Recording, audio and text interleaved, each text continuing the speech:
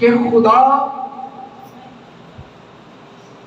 बाप दादा की बदकारी की सजा देता है। खुदावंद का कलाम फरमाता है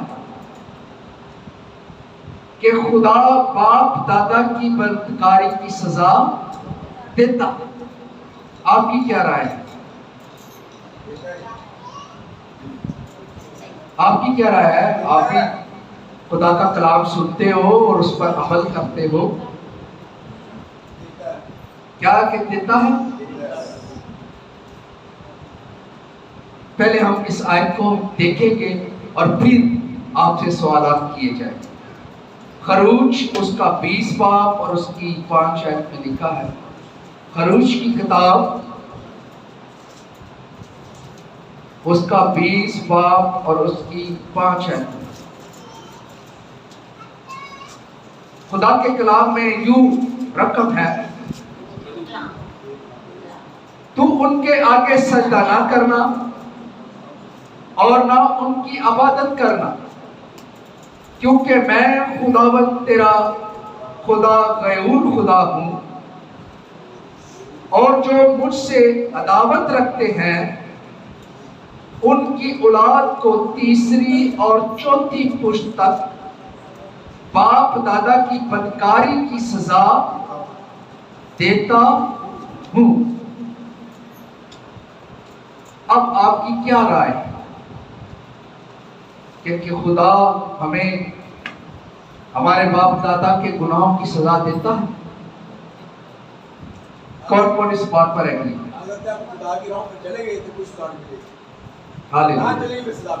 क्या खुदा बाप दादा के गुनाहों की सजा देता है? देता है? नहीं देता।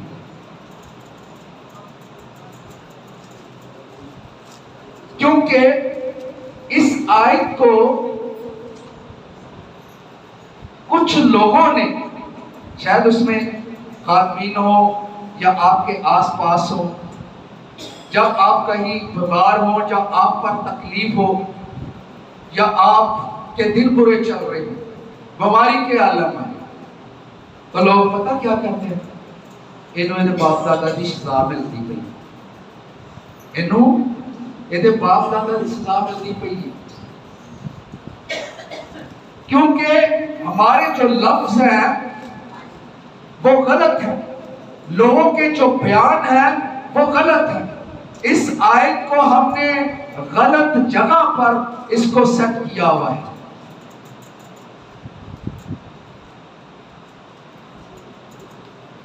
खुदा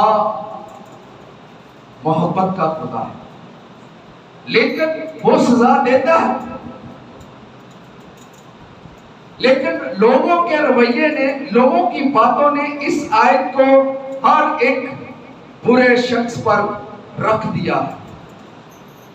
ये मरता पे चंगा दे बाप अपने ने गुनाह किया है, इधर एक्सीडेंट हो गया, इधर माँ बाप ने गुनाह किया है, ये भूखा है, इधर माँ बाप ने गुनाह। ऐसे लोग बातें करते हैं। और कुछ लोग खातमीन भी हैं, वो इस तरह की इस बात को आगाह करते हैं कि तुम तौबा करो, तेरे गुनाह जड़े बाप दादा ने ना उन्होंने दी सजा तुम पा रहे। लेकिन मेरे अजीजों ऐसा नहीं किया। खुदा इस बात पर सजा नहीं देता। आपने इस आयत को गौर से नहीं सुना होगा। मैं एक और आयत पढ़ता हूँ, फिर आपको ये दोबारा आयत पढ़ाऊंगा। हिजकिय्याह की किताब उसका 18 बाब और उसकी 20 आयत में कुछ यूं लिखा है। हिजकिय्याह उसका 18 बाब और उसकी 20 आयत जरा गौर से देखिए।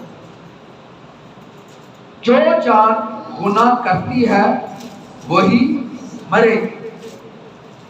बेटा बाप के गुनाह का बोझ ना उठाएगा और ना बाप बेटे के गुनाह का बोझ। सादक की सदाकत उसी के लिए होगी और शरीर की शरारत शरीर के लिए होगी। Hallelujah, hallelujah. क्योंकि खुदा ने इस बात को अपने कलाम में वाज़िया तौर पर लिख दिया है कि जो बाप है उसके गुनाह जो है, उसका जो बोझ है वो बेटे पर नहीं होगा, मां पर नहीं होगा, बहनों भाइयों पर नहीं होगा, और जो बाप का गुनाह है वो उसकी औलाद पर नहीं होगा। हालेलुया, हालेलुया, समझ आई? जो जान गुनाह करती है वही मरे। लेकिन बाज़ औक़ात हम इन चीजों को जोड़ देते हैं इस आयत के साथ कि तेरे बाप ने या तेरे दादा ने जो गुनाह किए हैं वो सजा तो पा रहा है, लेकिन ये हरगिज़ नहीं है। खुदा ने वाज़ेह तौर पर कहा है कि जो जान सजा करे। अब ये चीज जो उसने खुदा ने कहा है, ये किन लोगों के लिए कहा है कि मैं तुझे तीसरी और चौथी पुश्त तक तेरी बदकारी की सजा दूंगा। आए इस आयत को दोबारा पढ़ें। तुम उनके आगे सजदा ना करना और ना उनकी इबादत करना। किनके आगे सजदा नहीं करना? बुतों के आगे। खुदा को जिस चीजों से नफरत है वो है, खुदा जब बड़ी नफरत करता है बुत परस्ती पर और खुदा की अदावत रखने पर खुदा को नफरत है। अगर इस बात को हम समझते हैं कि अगर हमारे बाप दादा बुत परस्त थे, मेलों और दरबारों में जाते थे, बुजुर्गों या बापों को उन्होंने अपना रब बनाया हुआ था, तो अगर आप भी उस राह पर चलते हो, आप भी बुत परस्ती करते हो, तो खुदा आपकी नस्ल को पुश्त दर पुश्त वो सजा देगा।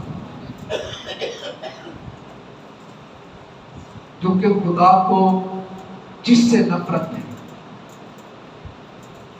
तो दूसरे मबूदों की पूजा ना करना। उस वक्त लोग ऐसे थे, अपने देवताओं को खुश करने के लिए, अपने भगवान या जो उनके देवता बुत थे उनको खुश करने के लिए अपनी औलाद को आग में जलाकर उसकी कुर्बानी दिया करते थे उन देवताओं के सामने। और कुछ ऐसे थे जो अपने बुत बनाकर लोगों को आगाह करते थे कि तुम इसको सजदा करो। और आज भी ऐसे लोग हैं हमारी कलीसिया में, हमारे क्रिश्चियनों में, हमारे पाकिस्तान में, पूरी दुनिया में भी ऐसे लोग हैं जो अभी भी बुत परस्ती करते हैं। जो गुनाह उसके बाप दादा ने किया, जो काम उनके बाप दादा ने किया, वही काम वो आज कर रहे हैं और खुदा फिर उन्हें पुश्त दर पुश्त सजा देगा। ये खुदा का हुक्म है, जो उसने कहा है वो करता है। लेकिन जब आप खुदा के साथ हो, जब आप खुदा की महिमा में हो, जब आप खुदा के हर एक हुक्म को, उसके खौफ को मानते हो, तो फिर आप पर सजा वाजिब है। क्योंकि बाज़ औक़ात लोग किसी का पता कर जाए ना, ये बाप ने कोई ऐसा गुनाह किया होता है सजा पा रहे, ये अक्सर करते हैं। ये हमारे लोग जो है ना, अक्सर ऐसी किसी का पता करने गए हो, किसी का ताबदारी करने हो, तो ये बातें आपस में करते हैं। लेकिन ये उन लोगों के लिए सजा है जो खुदा के साथ अपना नया खुदा खड़ा करते हैं। क्या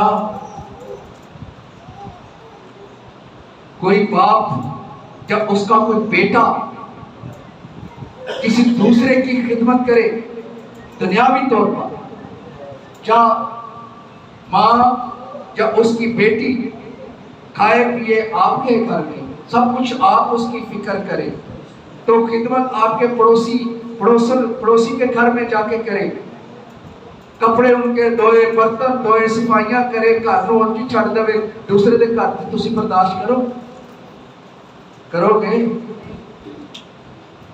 सीधी जी साफ जी गल नहीं करोगे,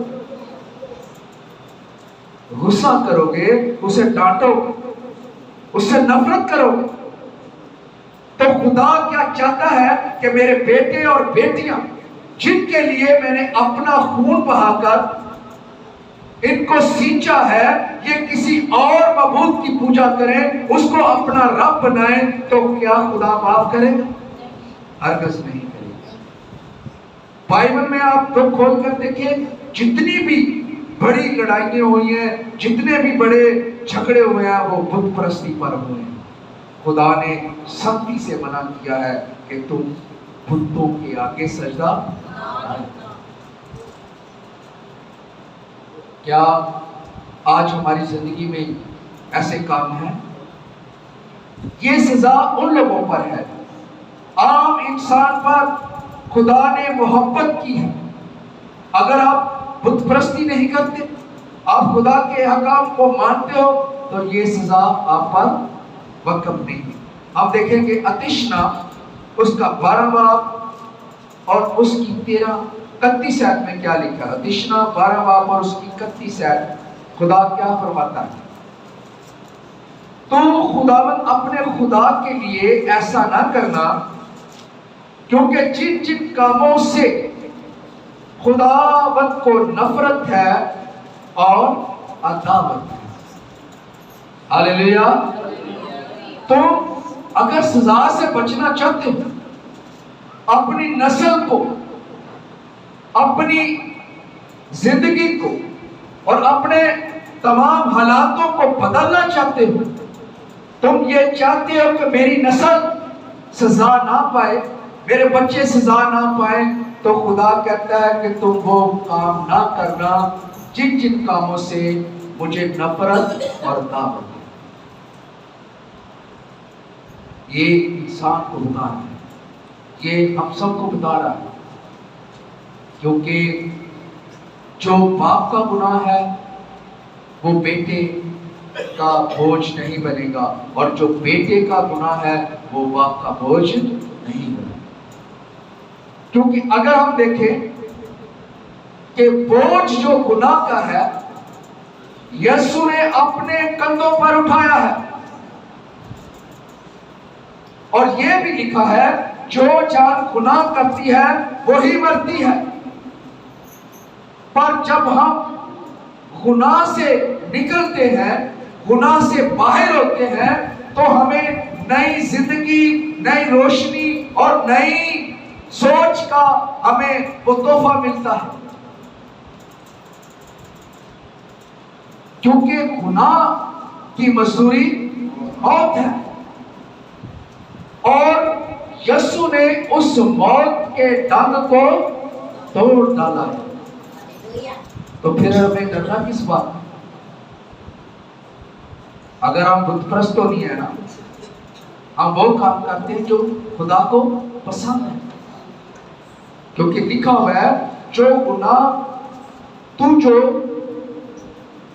खुदावन अपने खुदा के लिए ऐसा करना, क्योंकि जिन जिन कामों से खुदावन को नफरत है। अब आपकी जिंदगी में ऐसे काम होने चाहिए जिससे खुदा को नफरत है, क्योंकि खुदा ने आपके लिए अपना लहू बहाया, उसने अपना खून बहाया, क्योंकि उसने गुनाह से हमको निकाला। हम पर बाप दादा की बदकारी की सजा नहीं है। ये लोग गलत आयत, गलत बात को इस आयत के साथ मिला देते हैं। ये आयत उन लोगों के लिए, याद रखने के उन लोगों के लिए जो बुत परस्ती करते हैं और खुदा से अदावत रखते हैं, क्योंकि खुदा मोहब्बत है, वो मोहब्बत का पैगाम देता है। हम देखेंगे दूसरा ग्रंथियों उसका 5 बाब और उसकी 21 आयत, खुदा ने हम पर क्यों सजा का हुक्म उठा लिया है, क्यों हम गुनाह से पाक हैं और गुनाह नहीं करते, क्योंकि हमारे गुनाह का कफारा हमारे यीशु ने दे दिया है। हालेलुया। इसलिए हम गुनाह से पाक हैं। लिखा है जो गुनाह से वाकिफ ना था उसने हमारे वास्ते गुनाह ठहराया ताकि हम उसमें होकर खुदा की रास्तबाजी हो जाए, उसकी रास्तबाजी को हासिल करें। क्योंकि यीशु ने कोई गुनाह किया था? नहीं किया। उसको पता था, वो जानता था कि मैं दुनिया के गुनाहों के बदले सलीब पर लटका जाऊं, क्योंकि खुदा का कलाम कहता है कि वो जब एक बर्रा बेऐब बर्रा जो इंसान के गुनाहों के लिए ज़िबा किया गया, इंसान के गुनाहों को उठाकर सलीब पर लटका गया, तो क्या इंसान आजाद नहीं हुआ? आजाद है ना? हालेलुया। तो फिर हम पर सजा नहीं है, फिर हम पर सजा नहीं है, फकत कि तुम उसी को सजदा करना और उसी की इबादत करना। हालेलुया। क्यों हम पर सजा वाजिब नहीं है? हम देखेंगे रोमियो 8 और उसकी पहली आयत। रोमियो की किताब उसका 8 बाब और उसकी पहली आयत जरा गौर से सुने कि हम पर सजा क्यों लाज़िम है। Hallelujah, hallelujah. और प्लीज जब आप किसी की ताबदारी करने के लिए जाएं, किसी का पता करने के लिए जाएं, तो उसके लिए दुआ करें। ये ना कहें कि इसके बाप दादा की बदकारी की सजा मिल रही, ये गलत है। क्या वो बुतप्रस्त है? पहले देखें, क्या वो दूसरे देवताओं को मानता है?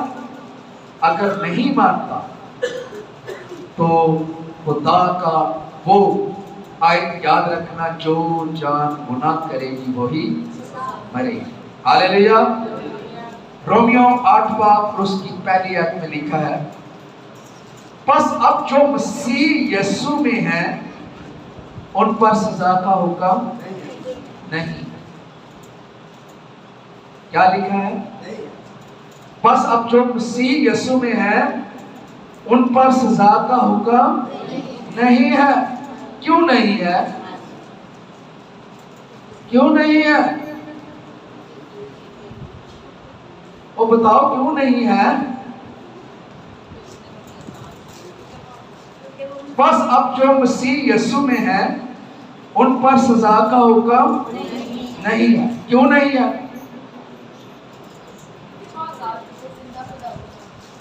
क्योंकि वो आजाद है, गुनाह वो आजाद है।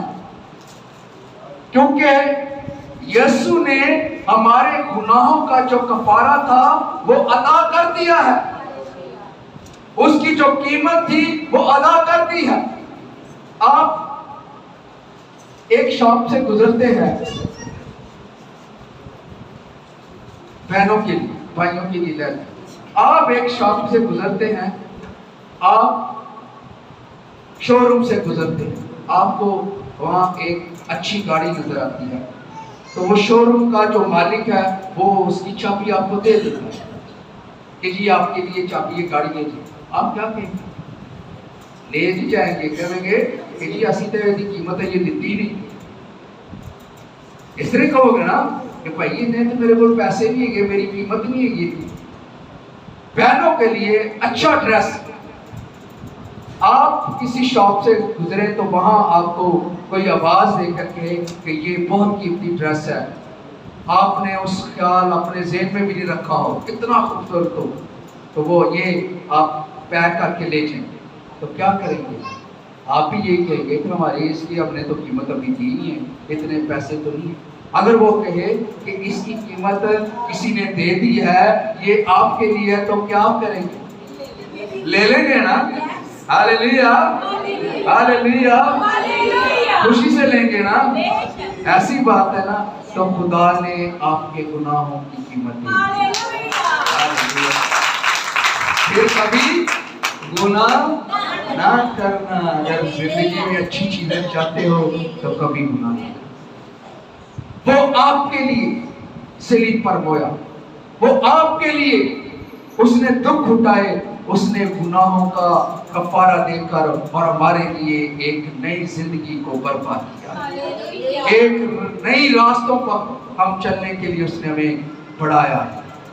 फकत कि हम गुनाह ना करें बल्कि उसमें हो जाए। अगर अच्छी गाड़ी चाहते हो तो खुदा देगा, अगर अच्छे ड्रेसेस चाहते हो तो खुदा देगा। वफादारी के साथ उसके साथ चलें, क्योंकि खुदा लिखा है कि वो गयूर का खुदा, हालेलुया, गैरतमंद खुदा। वो अपने लोगों को किसी और मज़हब पर देखना नहीं चाहता। वो अपने लोगों को शयातीन की जमात में नहीं देखना चाहता, क्योंकि वो गैरत का खुदा है। जब वो ललकारता है तो पहाड़ रेजा रेजा। Hallelujah, hallelujah. गुनाह ना करें, उसके आगे झुके और उसी को अपना नजात दिता माने। बस जो अब मसीह यीशु में है उन पर सजा का हुक्म नहीं है। हमने सजा को बाइकआउट कर दिया। Hallelujah, hallelujah. खुदा के जलाल के लिए जोर से ताली। हालेलुया। खुदा आपको बरकत दे और अपने नाम के लिए इस्तेमाल करें और हमेशा खुदा के आगे ही झुके, किसी ऐसे मबूद के आगे ना झुके जो आपको बरकत लाए। हालेलुया, आमीन।